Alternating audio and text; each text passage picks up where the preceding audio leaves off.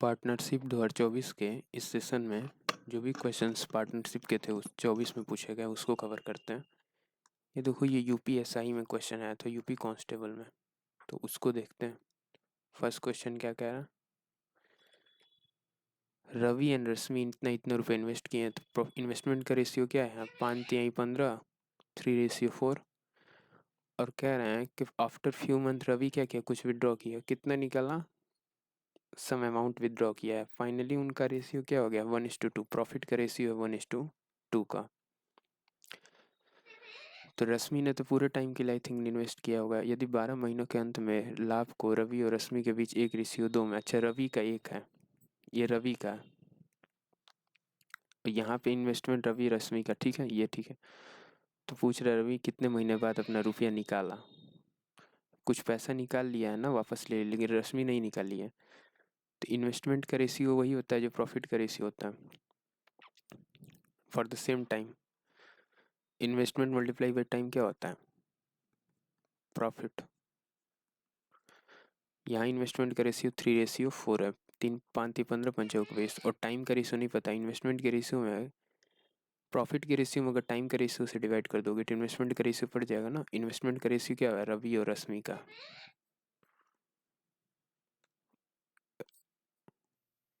तो ये क्वेश्चन ऐसे सॉल्व होगा, देखो प्रॉफिट के रेशियो में, प्रॉफिट का रेशियो क्या है, 1:2 रवि का, और रश्मि का प्रॉफिट के रेशियो क्या है, 1:2 का। इसमें टाइम के रेशियो से डिवाइड कर लो, टाइम नहीं पता है ना, ये पता है रवि x महीने बाद छोड़ के गया होगा। रवि का इन्वेस्टमेंट कितने दिनों का है ये बताओ पहले। तो रवि का इन्वेस्टमेंट एक्स डेज का है, और रश्मि तो पूरे साल आई है, 12 मंथ्स का इन्वेस्टमेंट है इसके पास। तो ये हो गया 12x, इधर हो गया 2x, हो गया 12/2x। 2x किसके लिए है, रश्मि के लिए। 12 किसके लिए हो जाएगा, रवि के लिए हो जाएगा। तो 12/2x की वैल्यू 3/4 हो गई। रवि के लिए 3 है, रश्मि के लिए 4 है। ये प्रॉफिट का रेशियो है ना, 3/4। तो बस कैंसिल आउट करोगे तो x की वैल्यू हो जाएगी 8। तो यानी रवि 8 महीने के लिए इन्वेस्टमेंट किया था। कितने महीने बाद अपना रुपया निकाला है तो 8 महीने के लिए इन्वेस्ट किया है ना, 8 महीने के बाद अपना पैसा निकाल लिया है, तो वही आंसर हो गया। नेक्स्ट क्या कह रहा है, ये देखो लाइन बाय लाइन चलते हैं, ठीक है। ऋषिका और आकाश ने साझेदारी में कुछ पैसे इन्वेस्ट किए। ऋषिका इतने रुपए इन्वेस्ट किए, लाभ में अपने हिस्से से इतने रुपए, अपने हिस्से में इतने रुपए प्राप्त किए। अगर आकाश ने लाभ में अपने हिस्से में इतने रुपए प्राप्त, देखो इन्वेस्ट प्रॉफिट का रेशियो दे दिया है, अब ये तो कैंसिल आउट होगा नहीं। और ये ऋषिका ने इतना रुपये निवेश किया, तो इसका निवेश बताओ, और टाइम फिक्स होगा यहाँ पे। तो प्रॉफिट के रेशियो में टाइम के रेशियो से डिवाइड करो। अब प्रॉफिट का रेशियो वही रेशियो हो जाएगा जो इन्वेस्टमेंट का रेशियो होगा, क्योंकि टाइम फिक्स है ना। इन्वेस्टमेंट मल्टीप्लाई बाई टाइम, ये होता है प्रॉफिट। अब चूंकि प्रॉफिट का रेशियो तो दिया है और टाइम फिक्स है, 1 साल बाद ही होगा, पूछा होगा आफ्टर 1 ईयर, या फिर नहीं दिया है तो ये समझ लो कि मतलब फिक्स डेट, जितना समय वो दिया है इन्वेस्ट में उतना ही टाइम के लिए भी इन्वेस्ट किया। तो 2 to 5 हो गया, ये 2 to 5 किसका हो गया, ऋषिका का। ऋषिका ने इतने रुपए निवेश किए, लाभ में इतना हिस्सा मिला, तो 1875 और 225। तो इन्वेस्टमेंट का रेशियो हो गया ऋषिका।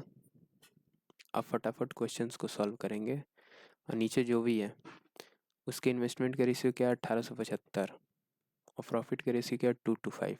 इसका नहीं पता है कितना इन्वेस्ट किया है इसका, लेकिन पता है पता नहीं 244 था, 288 था। तो इसका इन्वेस्टमेंट बताओ, 288 कर लो, इसको कोई दिक्कत नहीं है। अब देखो ये 5 से 25 से काट दो, 25×7 175, 25×5 125, 25×9 225, ये 9 से कट जाएगा, 9×3 27, 9×2 18, तो 32 है ना। तो 75×2 150, और 150×2 300, 4/32 होता है, गुणे 8, 8×3 24, एक्स की वैल्यू कितनी हो गई, 2400 हो गई। तो जो भी था यहाँ कौन था, आकाश था। आकाश कितना, 2400 इन्वेस्ट किया, ये हो गया। अगला आकाश का आंसर हो गया ना 2400। अब देखो सेकंड बोला, मिताली ने और जुलन ने कुछ पैसे इन्वेस्ट किए कारोबार में, 12 महीने के कुछ महीनों के बाद वापस ले लिए। कौन लिया, परंतु मिताली कुछ महीने बाद लिए ना। यदि उनके प्रॉफिट के रेशियो, सेम वही क्वेश्चन हो गया ना, मिताली और जुलन। यहाँ मिताली लिख लो, और झूलन लिख लो। ठीक है, ऐसे रेशियो कर देते हैं। और पहले प्रॉफिट का रेशियो यहाँ लिख लो। प्रॉफिट का रेशियो क्या है? 2:3 है। मिताली और झूलन के लाभ के अनुपात 2:3 है। तो मिताली इसको मान लो और झूलन मान लो, जे से झूलन। इनके प्रॉफिट के रेशियो है 2:3। इसमें टाइम के रेशियो से डिवाइड करते होंगे तो इन्वेस्टमेंट का रेशियो पता चल जाएगा। तो झूलन तो 12 महीनों के लिए किया है ना, मिताली कुछ महीने बाद निकाली है, तो ये 12 महीने के लिए हो गया। क्यों? तो 3 × 4 = 12। यहाँ 8x 8 हो गया, यहाँ x हो गया, यहाँ 8 हो गया, यहाँ x हो गया। बस अब कुछ नहीं करना, मिताली लिख दो ऊपर 8x, इसको इक्वेट कर दो उनके इन्वेस्टमेंट के रेशियो से। 336 231। 336 मिताली है और 231 झूलन हो गया। 8×4 = 32, 8×2 = 16। एक्स की वैल्यू क्या होगी? कैंसिल आउट होती होगी, 7 से कटती होगी। 17 × 21, 17 × 21, 7×6 = 42। तो 6x 17 × 21, 2 17 × 21, 7×6 = 42। इसको काटे थे तो 8×4 = 32, 8×2 = 16। तो ये वैल्यू क्या आ गई? एक्स की वैल्यू हो गई 33/6। क्योंकि x के लिए यहाँ 33 हो रहा है ना, तो बस x की वैल्यू होगी 33/6। डिजिट करोगे तो 33/6 को करोगे तो 6×5 = 30, 6×5 = 30 हो जाएगा, 5.5। ऐसे ही एक क्वेश्चन से जो सेम टाइप क्वेश्चन से वो नहीं कराएंगे। ठीक है, ये इन्वेस्टमेंट का 12 महीने के बाद ये बता ही दिए। प्रॉफिट के रेशियो दिया है, टाइम के रेशियो से डिवाइड कर देना। क्योंकि इसमें कह रहा है ना, दोनों तोरसा के निवेश के समय अच्छा ये एक्स्ट्रा इन्वेस्ट किए, तोरसा इतना रुपए किए, कुछ महीने बाद इतना एक्स्ट्रा और कर दिए। यदि 12 महीने के अंत में तोरसा तोरसा कोई है और त्रिशा है, इतना रुपए के साथ कारोबार शुरू किया, जबकि कुछ महीने बाद त्रिशा आई। अच्छा वही बात हो गया, तोरसा पूरे 12 महीनों के लिए है, लेकिन त्रिशा कुछ महीने बाद आई है। तो इन्वेस्टमेंट का तो रेशियो दे दिया, यहाँ प्रॉफिट का रेशियो दे दिया, लाभ। तो ये भी कर लो, चलो करा ही देते हैं। तोरसा और त्रिशा, पहले यहाँ लिख लो तोरसा और त्रिशा के 2250, 2500 और 2880। तोरसा का क्या है? 2500 और 2880 इसका है त्रिशा का। ये हो गया। तोरसा तो पूरे महीने के लिए शायद है ना, 12। त्रिशा कुछ महीने बाद आई है, ये पूरे महीने के लिए था। तो ये मान लो त्रिशा कुछ महीने बाद, मान लो x महीने के लिए, ये पूरे महीने 12 महीने के लिए थी। इनके इन्वेस्टमेंट प्रॉफिट का रेशियो यहाँ से पहले कैंसिल आउट कर लो, इसको 0 से 0 कैंसिल आउट हो गया। 4 और 3 बच रहा है ना, 3 से इसको काट दो, 3×7 = 21, 3×5 = 15 और 4 से उधर मल्टीप्लाई होगा।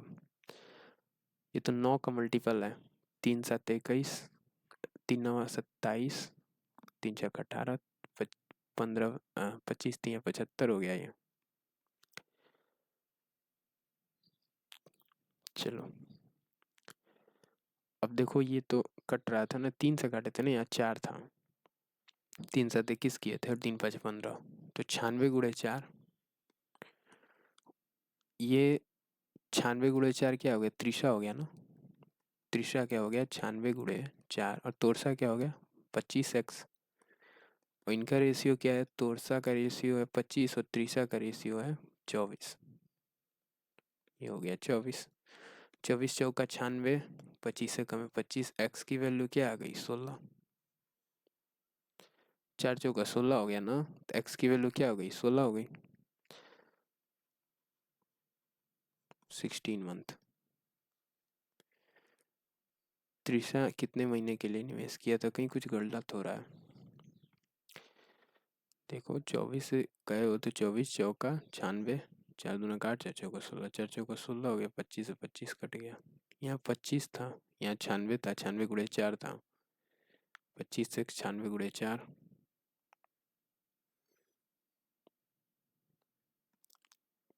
इस क्वेश्चन को भी होल्ड पे रखो, अगला देखते हैं। इसमें कहीं कुछ एरर हो गया होगा डाटा में, इसलिए। वैसे तो आंसर इसका 9 आएगा। ये भी वही चीज़, इन्वेस्टमेंट का रेशियो दे दिया है, प्रॉफिट का रेशियो दे दिया है, टाइम पूछा होगा। ये तो काफ़ी हो जाएगा ना, इन्वेस्टमेंट के रेशियो में प्रॉफिट के रेशियो से डिवाइड कर लो।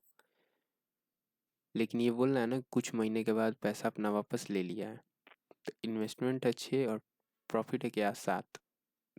प्रॉफिट के रेशियो में टाइम के रेशियो से डिवाइड किया जाता है या फिर इन्वेस्टमेंट के रेशियो में टाइम के रेशियो से मल्टीप्लाई किया जाता है।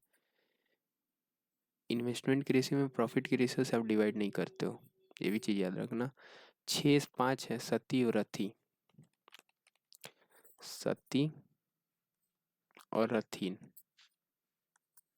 6 5 है, इन्वेस्टमेंट का रेशियो है 6 और 5। कुछ महीने, लेकिन कुछ महीने के बाद सती ने अपना पैसे निकाल लिए, सती ने निकाला है ना, तो पूरा 12 महीने के लिए रखी है रथीन, तो ये पूरा 12 महीने के लिए था, ये मान लो एक्स महीने के लिए है। तो यही हो गया ना। अब इन्वेस्टमेंट के रेशियो में टाइम के रेशियो से आप डिवाइड कर दिए, इन्वेस्टमेंट क्या 6 और टाइम का रेशियो एक्स हो गया, ये 12 हो गया, तो 12 छक 72 और 5x। तो यहाँ से क्या निकल के आ गया, ऐसे लिख लो, यहाँ हो गया 72 और यहाँ हो गया 5x, क्योंकि ये मल्टीप्लाई चला जाएगा।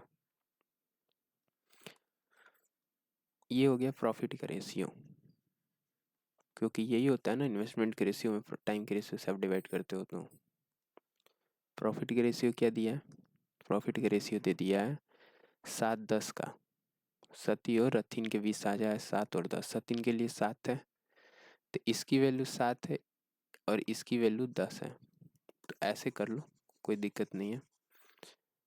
72 के लिए लिख लो 7 और इसके लिए लिख लो 10, तो 5 दूना 10 हो गया ना, 72 दूना 144 हो गया। ये 7 से डिवाइड होगा, ये एक्स की वैल्यू आ जाएगी। टाइम कितना दिया था, तो ये तो डाटा डिजिट में आ जाएगा, फ्रैक्शन में चला जाएगा। 7 दूना का 14, 20 20 जाएगा। अच्छा देखते हैं कहीं कुछ एरर हो रहा है। अब ये क्वेश्चन भी थोड़ा सा, इसको भी करते हैं, अगला देखते हैं पहले, ठीक है। 4th नंबर क्या कह रहा है, अब तरीका चेंज करते हुए, इतना नहीं करेंगे क्योंकि इसमें काफ़ी आपको कॉम्प्लिकेशंस आएंगी, कई बार आप भूल जाओगे। आप डायरेक्ट याद रखो कि profit investment multiply by time क्या होता है, प्रॉफिट होता है ना। इन्वेस्टमेंट मल्टीप्लाई बाई टाइम क्या होता है, प्रॉफिट होता है।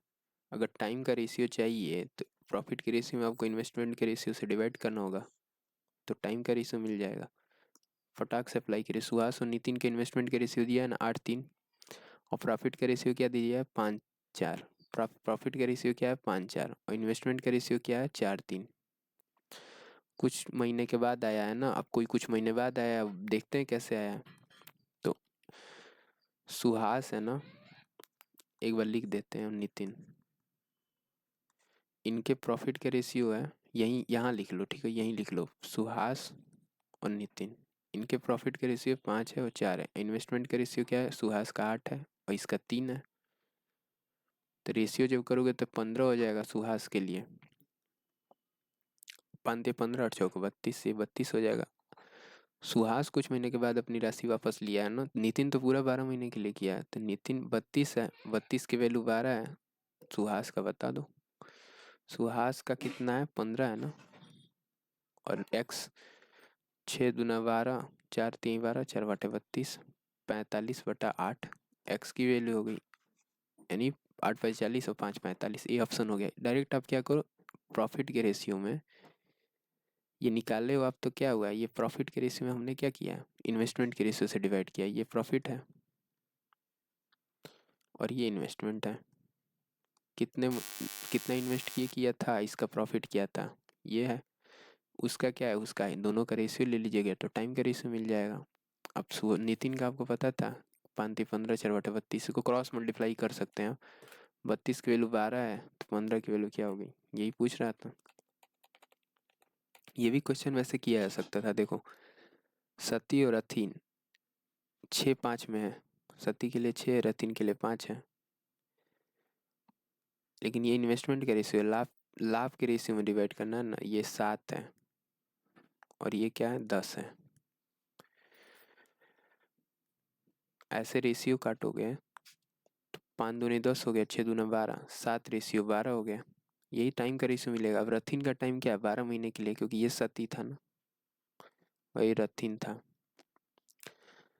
तो सती तो 7 है और रथिन का 12 है। रथिन कितने महीने अकेले निवेश किया था, तो पूरा 12 महीने निवेश किया रथिन। रथिन ने कितने महीने अकेले निवेश किया था, तो रथिन तो 12 दे ही दिया है ना, सती ने अपना व्यवसाय वापस निकाल लिया कुछ महीने के बाद। 12 महीने के अंत में लाभ ये है, सती और रथिन के बीच साझा किया गया, तो रथिन का तो पूरा था। ये क्वेश्चन फ्रेम सही नहीं किया गया, क्योंकि रथिन तो पूरा 12 महीने के लिए निवेश किया गया, ये क्वेश्चन में ही दिया गया है। अगला देखो,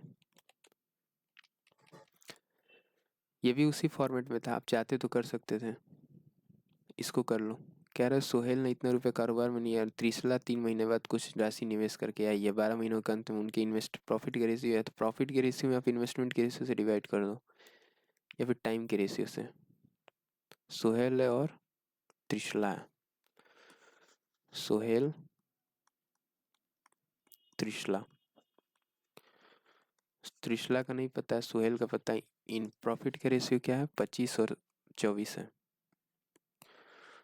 प्रॉफिट के रेशियो 25 और 24, इसमें इन्वेस्टमेंट के रेशियो से डिवाइड कर दो। इन्वेस्टमेंट का रेशियो है 2, 2, 5, इसका नहीं पता है। ये टाइम का रेशियो मिल जाएगा, इन्वेस्टमेंट का रेशियो है ना, इसको ये इन्वेस्टमेंट है, ये प्रॉफिट है, डिवाइड करोगे तो टाइम का रेशियो मिलेगा।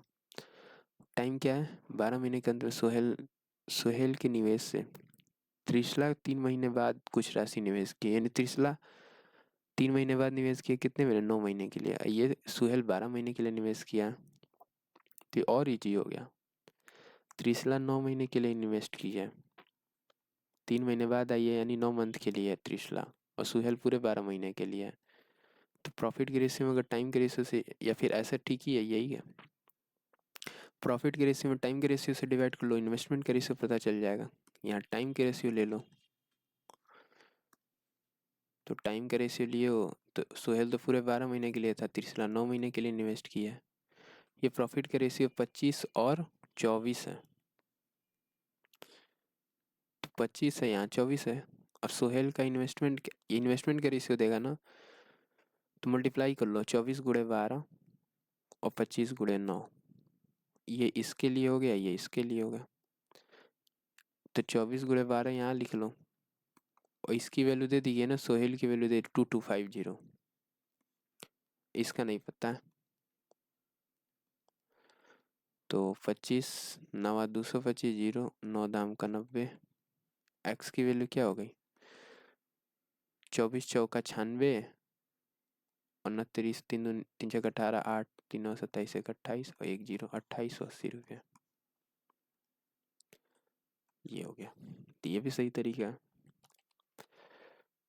आप डायरेक्ट कर लीजिए।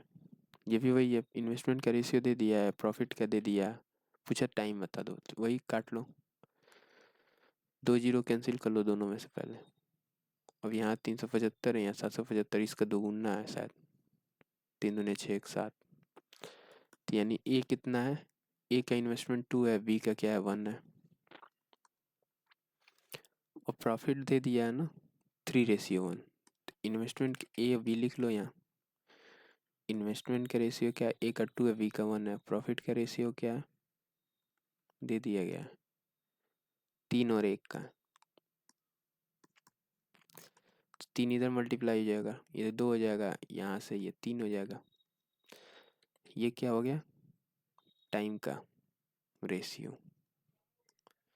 अब देखो बी कितने महीने बाद शामिल हुआ है, ए पूरा हमको लग रहा है 12 महीने के लिए था, तो ए तो 12 महीने के लिए है, तो इसमें 6 से मल्टीप्लाई करो तो 6 18, तो ये 12 महीने के बाद शामिल हुआ होगा, तो कितने महीने के लिए, 6 महीने के लिए, 12 6 18 ही तो होता है, 6 महीने बाद शामिल हुआ है आंसर। तो इसका क्या आंसर हो गया, अच्छा 12 महीने के लिए था, अब देखो ये 12 नहीं हो सकता है ना, यहाँ दिमाग लगाओ, ये 12 नहीं हो सकता है, क्योंकि अगर इसको हम 12 कर देंगे तो ये 18 हो जाएगा, इसको 12 करो तो ये 4 3 12 हो गया, 4 दूना काट, तो बी 8 महीने के लिए, ए पूरा 12 महीने का है, बी 8 महीने के लिए आया होगा, तो 4 महीने बाद आया होगा, कितने महीने बाद आया, 4 महीने बाद आया। ये क्वेश्चन बहुत बढ़िया है, कैसे कैसे सर 12 कर दिए हैं आप, ये बताइए। तो देखो ध्यान से, अगर हम इसको बोलते कि ये तो पूरे 12 महीने के लिए है, तो इसको 6 से मल्टीप्लाई करो तो ये 18 महीना हो जाता है, जबकि एक्चुअली 12 ही महीने के लिए ना है सारी चीज़ें। तो 12 महीने के लिए तब इसको 12 बनाओगे, इसको 12 बनाओगे, 4×3 12, ये हो जाएगा 4×2 = 8। लेकिन ये तो 12 महीने के लिए है ना, यहाँ रिवर्स हो जाता है, रिवर्स हो जाता है। तो ए 12 महीने के लिए है, बी 8 महीने के लिए आया है, तो बी कितने महीने बाद आया, 4 महीने बाद आया, तभी तो 8 महीने के लिए निवेश किया गया है। बी कितने महीने बाद आया, 4 महीने बाद। ये हो गया। अगला 10 नंबर क्या कह रहा है, ए बी सी के इन्वेस्टमेंट का रेशियो आई थिंक दे दिया है कि ए इतना किया है, बी इतना मोर है, सी एंड ए सब्सक्राइब इतना more than B, what will be the share of out of, कुछ नहीं तो बहुत ईजी हो गया, टाइम फिक्स है यहाँ पे। टोटल इन्वेस्टमेंट कितना, 50,000 का। बी ने सी की तुलना में 6,000 अधिक इन्वेस्ट किए हैं, बी ने सी की तुलना में कितने इन्वेस्ट किए, 6,000 अधिक किए हैं। तो ए बी सी यहाँ लिख लो, चाहे इधर लिख लो यहाँ, ए बी और सी। बी ने सी की तुलना में 6,000 अधिक निवेश किए, तो बी माइनस सी बराबर कितना हो गया, 6,000। ए सब्सक्राइब कह रहा है और ए ने बी की तुलना में 2,000 अधिक निवेश किए हैं, more than, and A subscribe 200 more than B. A minus B कितना हो गया, 2,000। दोनों को जोड़ दो तो कैंसिल हो जाएगा ना ये। ए माइनस सी की वैल्यू कितनी हो गई, 6×2 = 8,000। तो ए माइनस बी, ए माइनस सी दे दिया गया है, ठीक है। ए की इन्वेस्टमेंट मान लो ए है, तो बी की इन्वेस्टमेंट कितनी हो जाएगी, बी की इन्वेस्टमेंट कितनी हो जाएगी, 2,000 माइनस से, यही होगी ना। और सी की इन्वेस्टमेंट कितनी हो जाएगी, 8,000 माइनस से, यही होगी ना। तीनों का सम क्या हो गया, ए माइनस ए माइनस है, माइनस ए, 8×2 = 10, इसकी वैल्यू 50,000 है, टोटल की वैल्यू 50,000 थी ना, तो कटाओगे तो क्या हो जाएगी, ए की वैल्यू 40,000 हो जाएगी। देखिए कैसे निकला है, अब ए की वैल्यू 40,000 हो गई थी, यहाँ 40 हो गया। ये 2,000 माइनस 40,000 करोगे शायद, मॉडुलस लेना पड़ेगा, तो क्या 38 हो गया ना, और ये 42 हो गया, 32।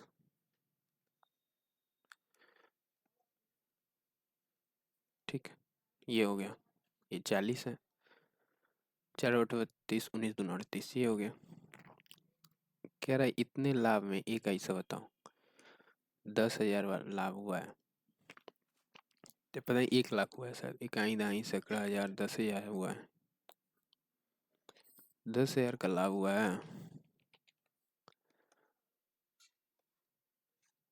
एक का लाभ बताओ, सब में से काट दो, 16, 19, 20, टोटल कितना है, 9×6 = 15, 25, 10×35, 20, 55, एक की वैल्यू 20 है, 5×20 = 100, 11 हो जाएगा डिनोमिनेटर में, कुछ तो गड़बड़ हुआ है।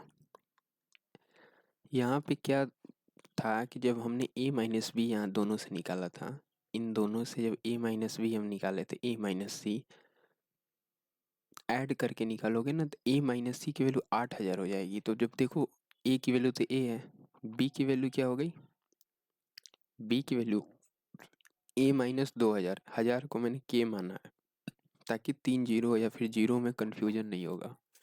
फिर इसको 8K हो गया। अब तीनों का सम, अब यहाँ देखो वहाँ पे 8 माइनस के हो जा रहा था ना, यहाँ पर ए माइनस 2K और ए माइनस 8K, तीनों का सम है 3A माइनस 10K, और फिर यहाँ सॉल्व करोगे तो हो जाएगा।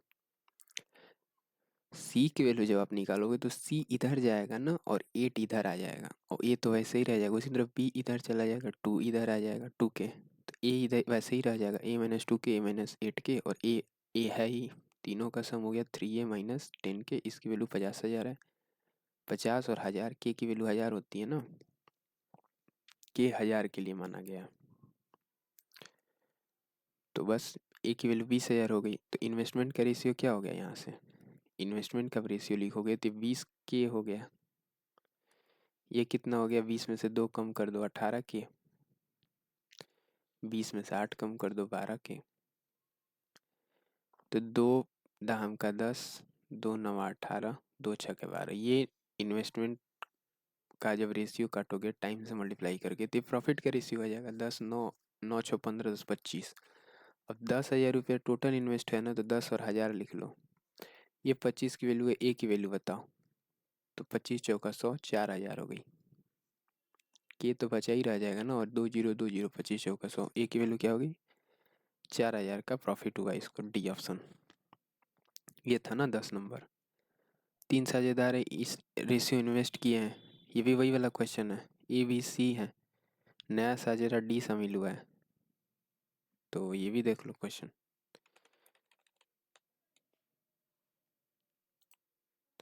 एक सेकेंड,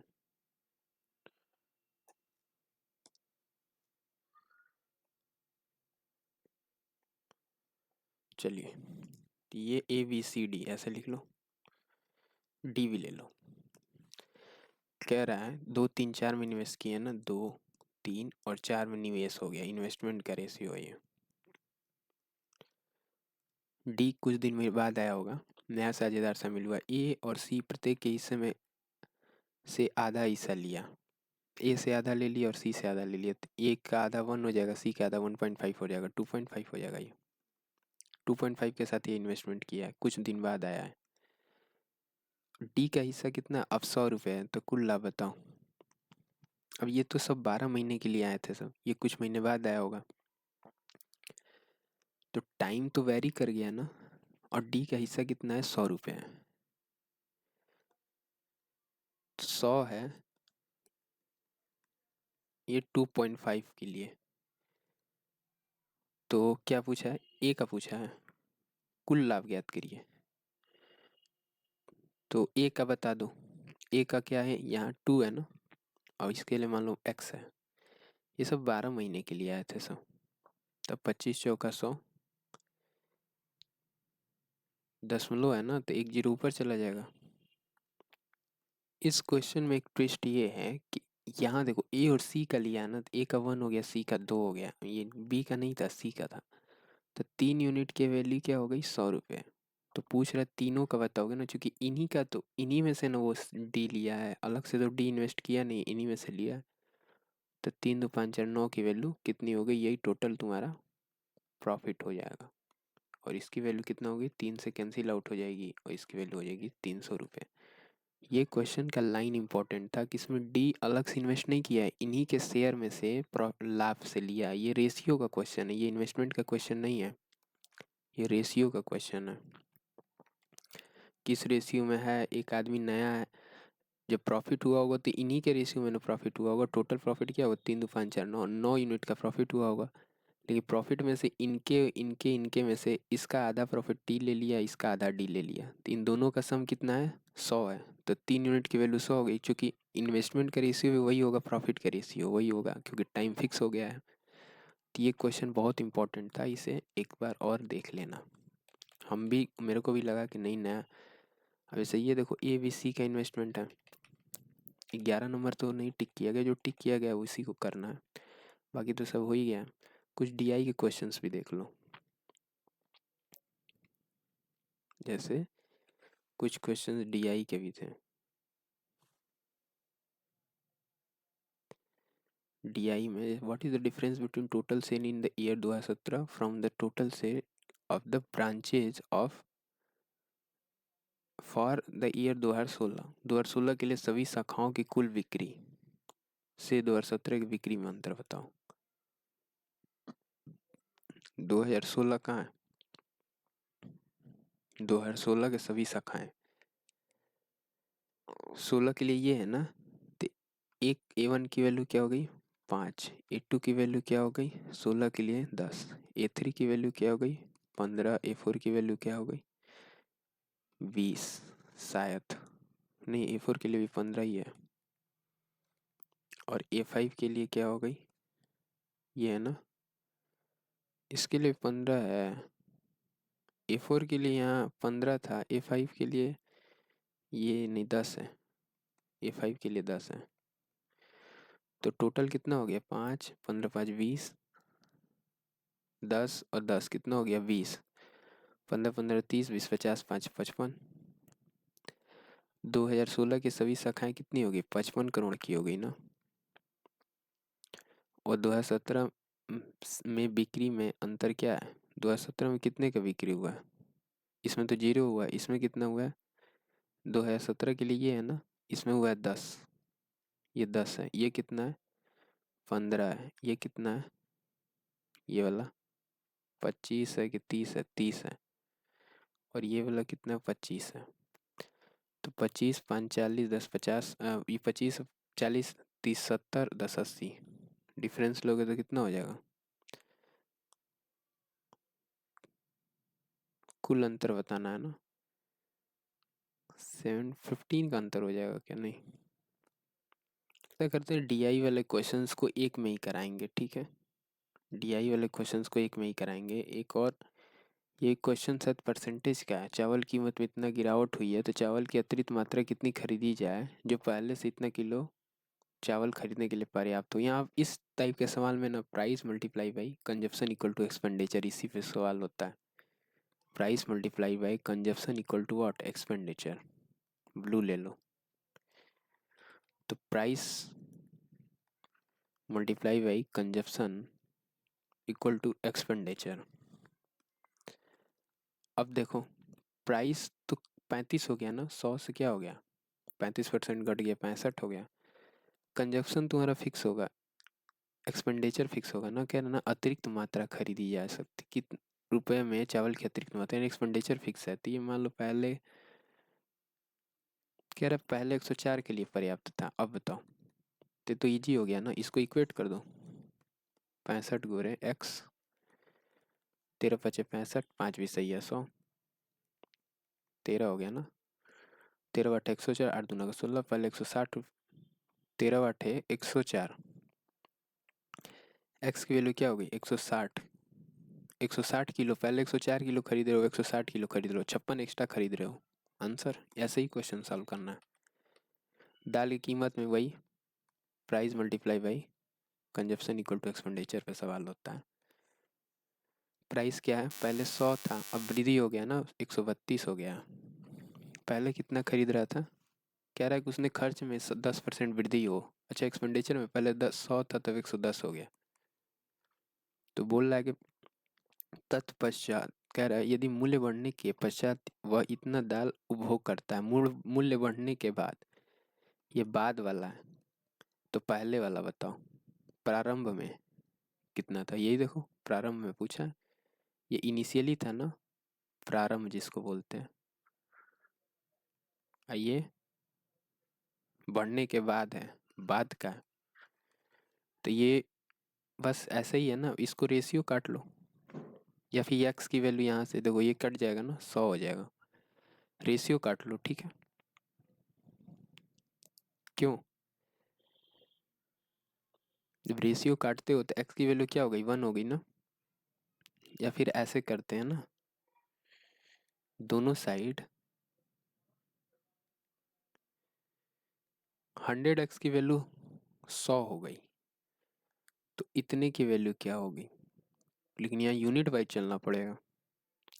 ये तो केजी में है ना, देखो ये तो केजी में है, तो ये भी केजी में आएगा, ये नहीं पता, ये नहीं पता, यही चीज़ है ना। तो ठीक है निकालते हैं, एक्स की वैल्यू क्या है 1, एक्स की वैल्यू क्या है 1, तो 150 की वैल्यू क्या है, 150 केजी की वैल्यू क्या हो, क्योंकि ये तो यूनिट में है, ये भी यूनिट में, 150 की वैल्यू क्या हो गई 110/32 ना। तो 110 तो नीचे हो जाएगा, 132 ऊपर चला जाएगा, 11 से कट जाएगा, 11 में 11 दूनी 22, 11 दाम का 110, जीरो से ये कट जाएगा, 12 15 या 180, क्यों 12 पचे 60, 12 दाम का 120, 180, एक्स की वैल्यू 180 किलो आ गई, बस आंसर।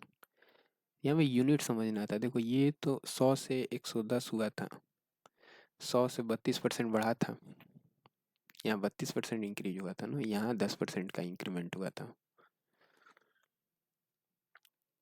तो ऐसे करके सॉल्व किया गया था, लेकिन ये तो फिक्स था यूनिट। तो हमने कहा कि भाई ये केजी में है, ये केजी में है, ऐसे लिख लो, एक्स केजी में है, ये 150 केजी में है। इसकी वैल्यू क्या हो गई, एक्स के लिए तो कट के 1 हो गया था, वो इसके लिए 110 बटे 132 हुआ था, 110 नीचे 132 ऊपर, काट दिया, आंसर आ गया।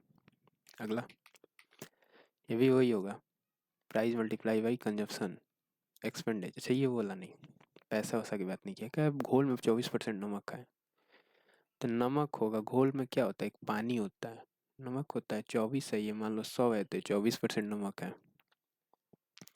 7 किलो पानी उड़ जाए, रेशियो काट लो, 12, 4 छः के 24, 25 चौका 100, 7 किलो पानी यानी 6 5 11, टोटल 31 यूनिट है ना, कितने यूनिट का है, 31 यूनिट। 7 केजी पानी अगर उड़ जाए तो नमक की मात्रा ये हो जाती है। इसको कैसे करते हैं, क्योंकि पानी उड़ रहा है ना, नमक की मात्रा तो वही रह रही है, पानी उड़ रहा है ना, नमक में थोड़े चेंज किया गया, तो नमक को कांस्टेंट करना होता है। तो पहले तो ये था 31 यूनिट का था, अब जब उड़ा है 32, तो कितना था, नमक बढ़ा कितना है, पहले 24 था 32 हो गया, 12 यूनिट, 8 यूनिट बढ़ा ना, 8 4 12, 8% का इंक्रीमेंट हुआ है नमक में, क्यों, क्योंकि 7 किलो पानी उड़ा। ऐसे भी कराएंगे, पहले ऐसे कर लो, तो अभी 4 बटे 32 हो गया, 25 चौका 100 हो गया, पानी को उड़ाना था ना, इसको सेम कर दो, 6 दूना 12, 6 चौका 24, 8 तरीके 24, 25 दिया 75 हो गया, क्योंकि नमक को सेम करोगे ना, तो यहाँ 24 करोगे तो इसको क्या करोगे, 100 कर दोगे, तो 100 से 75 हुआ है, पानी कितना उड़ा है, 25, 25 यूनिट की वैल्यू क्या है, 7 केजी। क्या पूछ रहा है, प्रारंभ में कितनी मिश्रण था, 100 किलो था ना, 7 चौक 28। एक तो ये तरीका हो गया सॉल्व करने का, एक शॉर्टकट मेथड भी होता है वो बताते हैं। पहले बेसिक समझ लो एक बार और, पहले नमक क्या था, नमक और पानी का रेशियो था 100-24 का,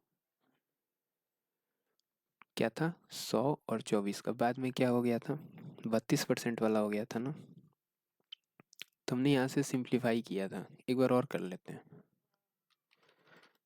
नमक पानी, पहले 100 था, ये तो ये 24 था, अब कह रहे 32% हो गया है, ये 32 है, ये 100 है, इन दोनों को तो सेम करना पड़ेगा ना, इसीलिए हमने काट दिया था इसको, इसके 4 से काटा था तो 4 6 के 24, 25 ही हो गया था, इसको काट दिया तो चौका 32, 25। लेकिन कह रहे हैं नमक फिक्स होना चाहिए, क्योंकि पानी चेंज हो रहा है ना, क्या चेंज हो रहा है, पानी, पानी चेंज हो रहा है, तो इसमें 4 से कर लो, इसमें 3 से कर लो, और यहाँ से गैप ले लो, 100 है 75 है, 25 की वैल्यू क्या है, 7 केजी है,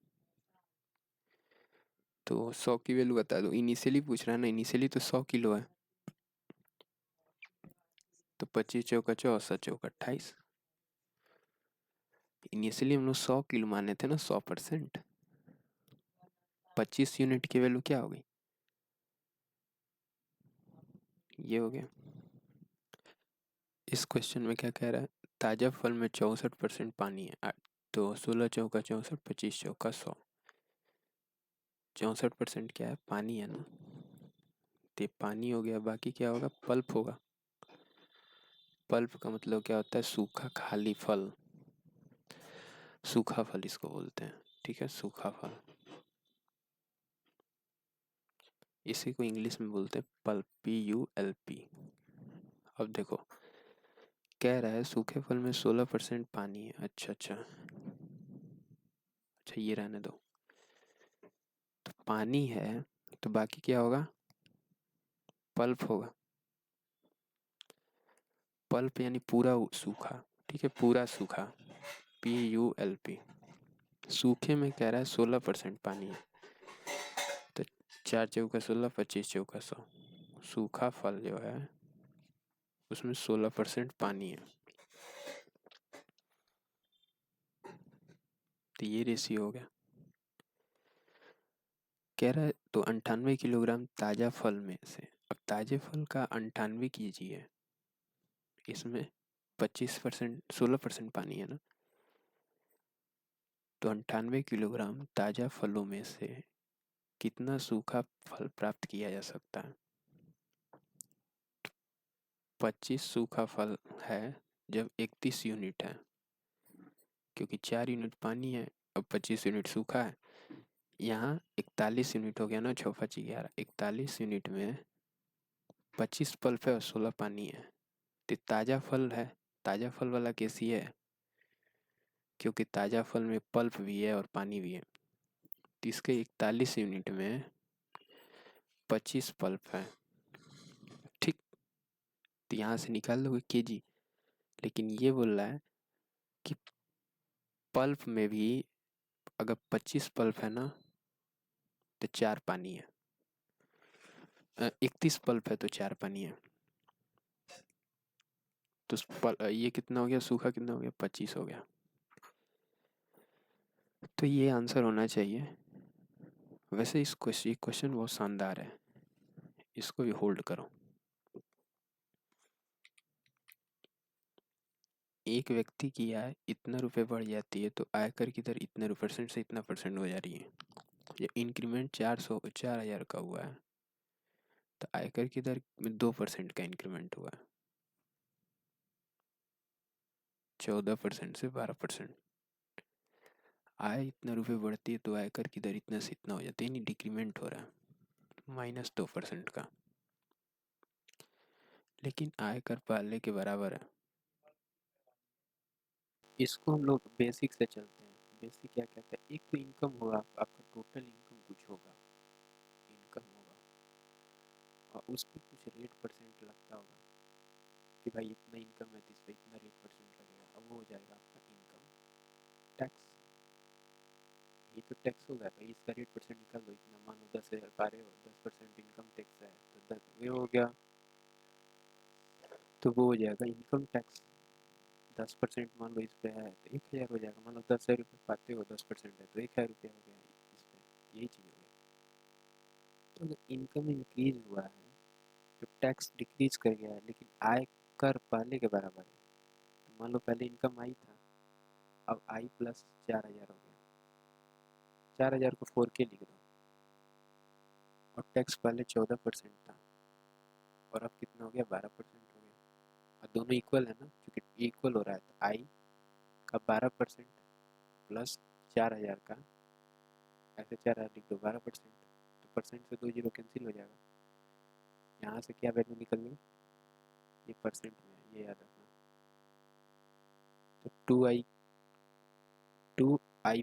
यानी i बाई 100, इसकी वैल्यू क्या है, 12 चौक 48, 480, तो 24 हो गया ना, और इसमें 2 जीरो चला जाएगा तो 24,000 हो जाएगा। तो इनकम कितना था, 24,000 था, व्यक्ति की वर्तमानी का ही पूछ रहा है, तो 4,000 बढ़ गई है ना, तो कहीं गड़बड़ तो नहीं हो रहा है, 12 चौक 48 हो गया, क्योंकि 12% से लगेगा ना, इनकम पहले 14% थी, अब 12% हो गई है, तो 12% 4,000 पे लगेगा, आई प्लस 4,000, तो 12 चौक 48 हो गया, 480। इस व्यक्ति की वर्तमानिक आय क्या है, तो पहले तो आई थी, पहले 24,000 थी, अब 4,000 बढ़ गई है तो 28,000 आय हो गई, ऑप्शन में ही नहीं है। अच्छा, नेक्स्ट लाइन हम नहीं पढ़े, नेक्स्ट लाइन कह रहा है ना, पहले में 20% फ्री है इनकम, आयकर मुक्त है, दूसरे में 30% है, तो पहले का 20% फ्री है, यानी पहले का 80% पे लगता होगा, क्यों, पहले का 20% फ्री है यानी पहले का 80% पे लगता होगा, आई का 80% पे, और बाद वाले का, तो इसको थोड़ा सा ठीक से कर लो, यहाँ रहने दो, यहाँ कर लो,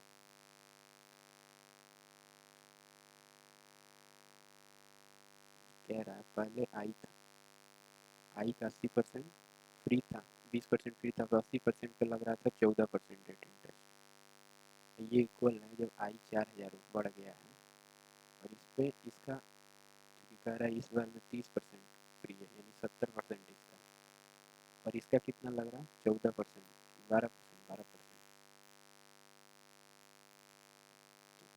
अब देखो 14 ये परसेंट है, ये परसेंट है, ये भी परसेंट है, ये परसेंट है, सब कैंसिल कर दो, ये कैंसिल हो गया इससे। अब कैंसिल करना है ना, तो इसको जीरो बनाना है, कई बार हम जीरो से भी कैंसिल करते हैं ऐसे घेर कर, ये दोनों कैंसिल हो गया। तो आई गुणे 80 गुणे 14, इसकी वैल्यू हो गई, यहाँ से करोगे तो 2% इधर से 2% इधर से 12 आई गुणे 70 गुणे 12 प्लस 4000 का 70 गुणे 12, यही हो गया ना। एक बार इसमें करोगे, एक बार इसमें करोगे, तो 14 × 112, ऐसा करते जीरो जीरो हर जगह खत्म कर दो, काम खत्म हो जाएगा। कैंसिल, 14 × 112, ये हो गया आई, इधर हो गया 12 × 84, तो 84 इसमें से घटाओगे तो 12 में से 4 गया 8, 10 में 60 गया तो 28 आई हो जाएगा। आई 28 है ना, तो 7 गुणे 4 हो गया, इसकी वैल्यू हो गई 4000 गुणे 7 गुणे 12। देखो ये थोड़ा सा कॉम्प्लिकेटेड हुआ है क्योंकि हमने सब 4 से काट दो, 12,000 हो गया आई की वैल्यू, इतना हो गया। तब बढ़ के 4000 एक्स्ट्रा था ना अभी, तो 16,000 आंसर हो गया। तो इसमें ये था कि 80% का टैक्स लग रहा था ना, क्योंकि 20% फ्री कर दिया जा रहा था। तो बस अब यही मेथड है सॉल्व करने का, आप ऐसे ही कर लेना। या तो आप डायरेक्ट यहाँ से कैंसिल आउट कर सकते थे, एक स्टेप ये निकाल के और यहाँ से फिर आप काटते, 7 से यहाँ से सब में काट देते। मैंने थोड़ा सा एक स्टेप और लिया है और इजीली आंसर निकाला है फ्रेश। तो ये भी चीज़ें कि साफ सुथरा आंसर है। ऐसे ही सब है, नेक्स्ट सेशन में आगे के क्वेश्चन को कवर करा देंगे।